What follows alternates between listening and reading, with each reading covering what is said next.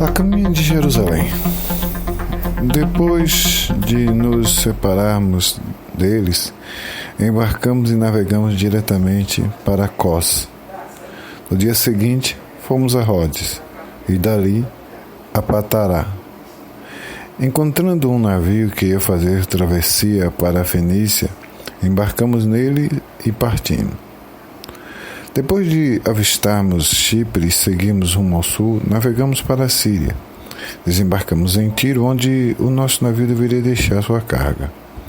Encontrando os discípulos dali, ficamos com eles 7 dias. E eles, pelo Espírito, recomendavam a Paulo que não fosse a Jerusalém.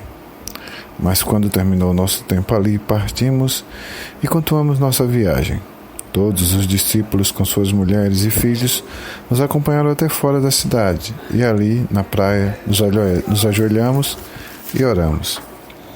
Depois de nos despedirmos, embarcamos e voltamos para casa. Demos prosseguimento à nossa viagem, partindo de Tiro e aportando em Ptolemaida, onde saudamos os irmãos e passamos um dia com eles.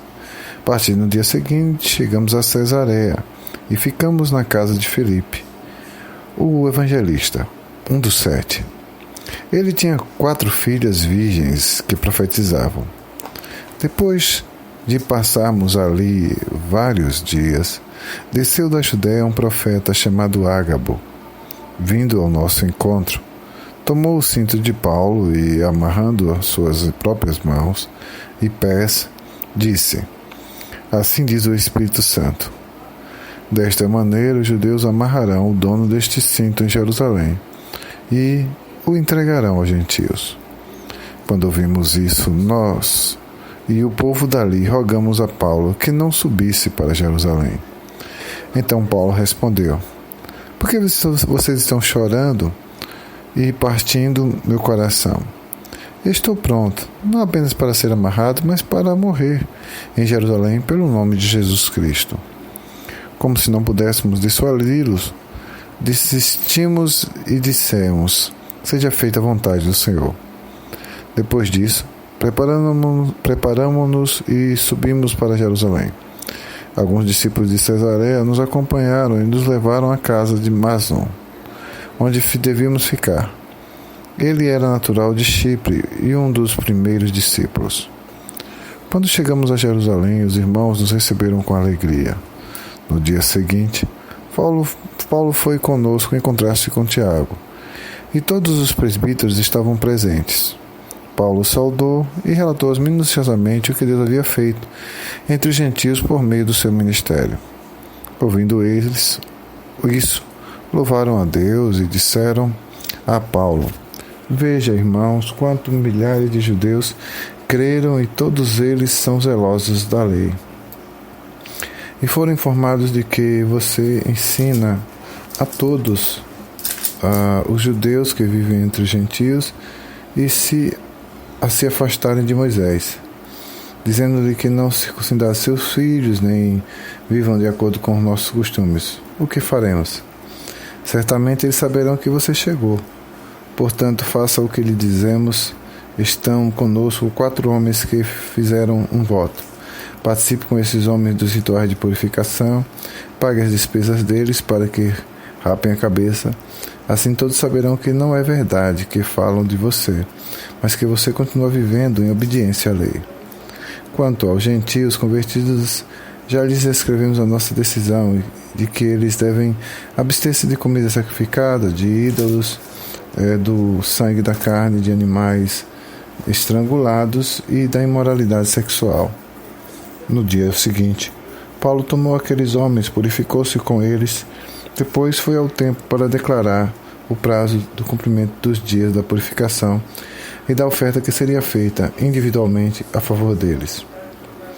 Quando já estava para terminar os 7 dias, alguns judeus da província da Ásia, vendo Paulo no templo, agitaram toda a multidão e o agarraram, gritando: Israelitas, ajudem-nos!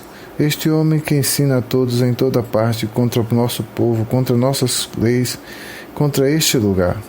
Além disso, ele fez entrar gregos no templo e profanou o santo lugar. Anteriormente, eles haviam visto Ofésio, Trófimo, na cidade de Paulo, e julgaram que Paulo foi introduzi-lo no templo. Toda a cidade ficou alvoroçada e juntou-se uma multidão, agarrando Paulo e arrastando-o para fora do templo, e imediatamente as portas foram fechadas.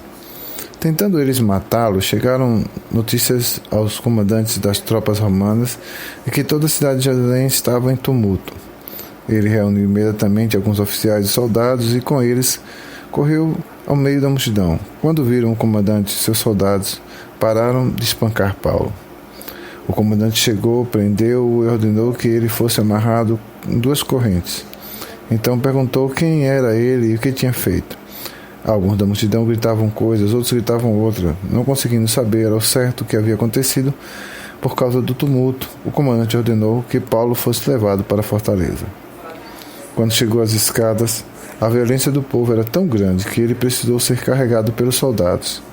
A multidão que o seguia continuava gritando: "Acabem com ele!" Quando os soldados estavam para introduzir Paulo na fortaleza, perguntou ao comandante: "Posso te dizer algo? Você fala grego?" perguntou ele.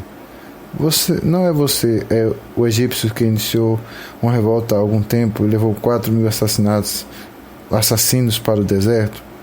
Paulo respondeu: "Sou judeu, cidadão de Tarso, cidade importante da Cilícia. Permite-me falar ao povo." Tendo recebido permissão do comandante, Paulo levantou-se na escadaria e fez sinal à multidão. Quando todos fizeram silêncio, dirigiu-se a eles em aramaico.